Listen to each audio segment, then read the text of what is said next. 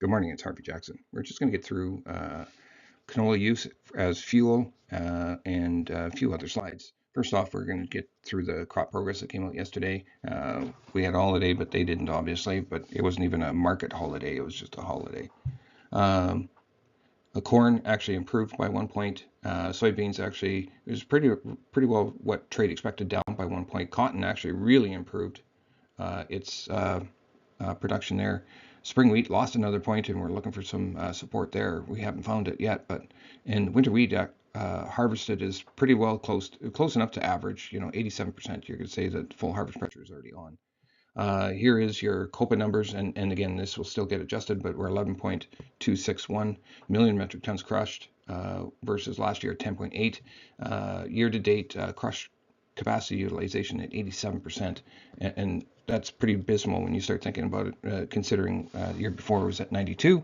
But with all these trade implications, increasing crush capacity, still having to find buyers. But I think the major one is actually the friction that we have with the U.S.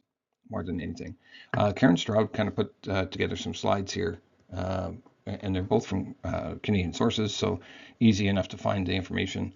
We're still waiting for the June data on the exports to see where China's lining up, but they're lining up to be better than this year here. Oh, sorry, in the red than last year as stands. And they also put a export duty on the oil and meal just a few months ago when we started to kind of push into a trade spat with the rest of the world with our EV tariffs and whatever else, and that's just going down more politics, but let's just stay away from that for now.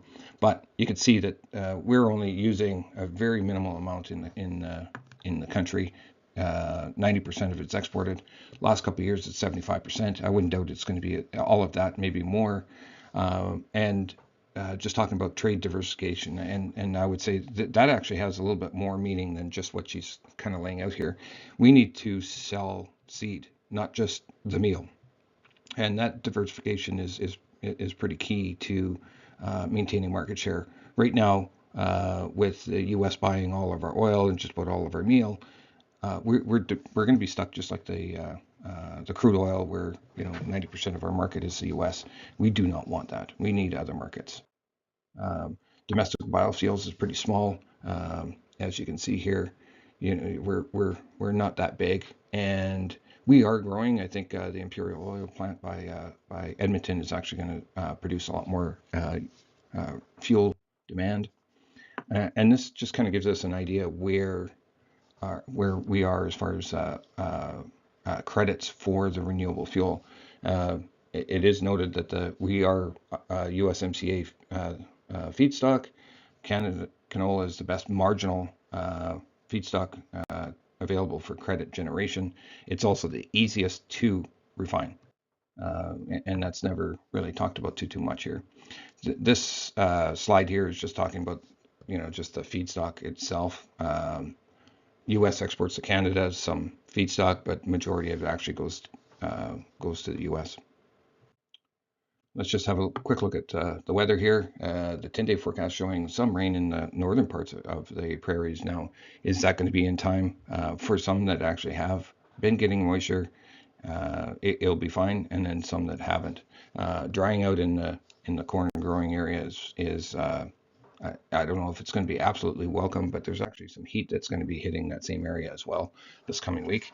So now, is there enough moisture there? I'm going to say in some areas for sure there is, but I think there's more and more lean to analysts starting to trim their high expectations of yields. I think there's more and more talking about it just maybe being a trend line to slightly above, but not the the high 180 for corn, which is the commodity that everybody's talking about. So we'll have to see how that keeps playing out as time goes on.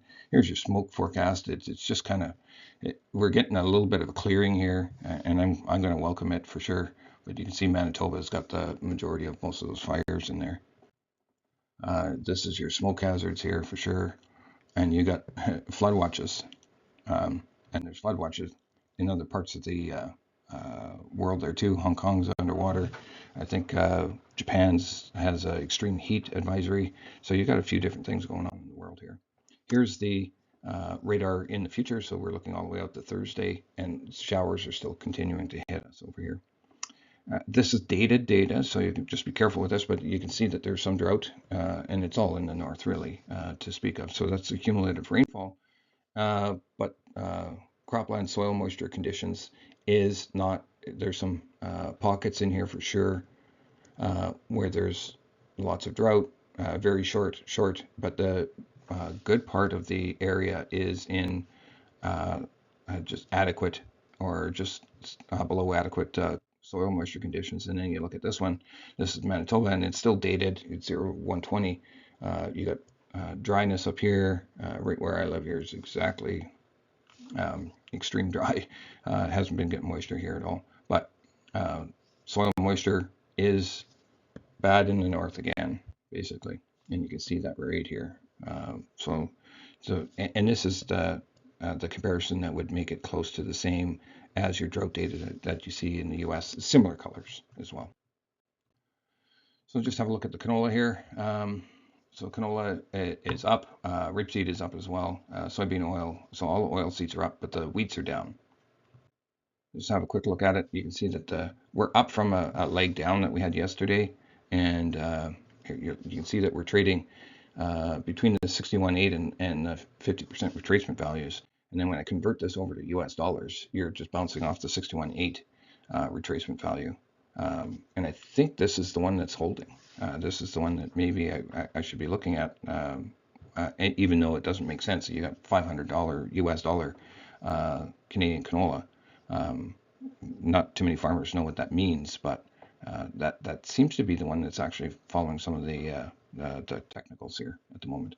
So European rapeseed, it's trading and bouncing off the 23.6 retracement value, and it's done that a couple of times. So hopefully that keeps on holding, and we can get back into some of this range up here in price in euros. Now, this is your soybean oil futures, and it looks like it's actually trading in the upper end of the range. Hopefully we can get back to that 57 and greater. Your soybean futures haven't made it to the lows that we've seen back in April, but looks like we're trying to recover after breaching the 23.6.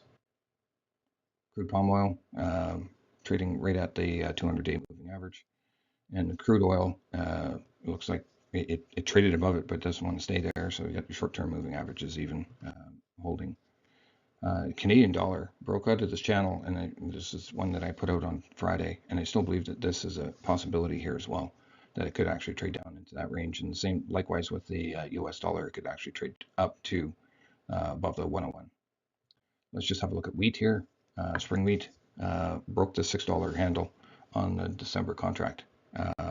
Not good. Kansas making lower lows. Chicago making lower lows. Your milling wheat made lower lows as well, and looks like a couple of days of recovery there above the $200, 202. And your corn futures making lower lows on this December futures contract.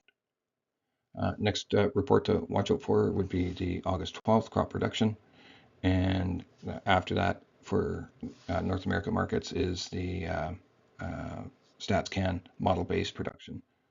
And next or a couple of weeks, there's going to be another NOPA report as well. And that's all I have for you today.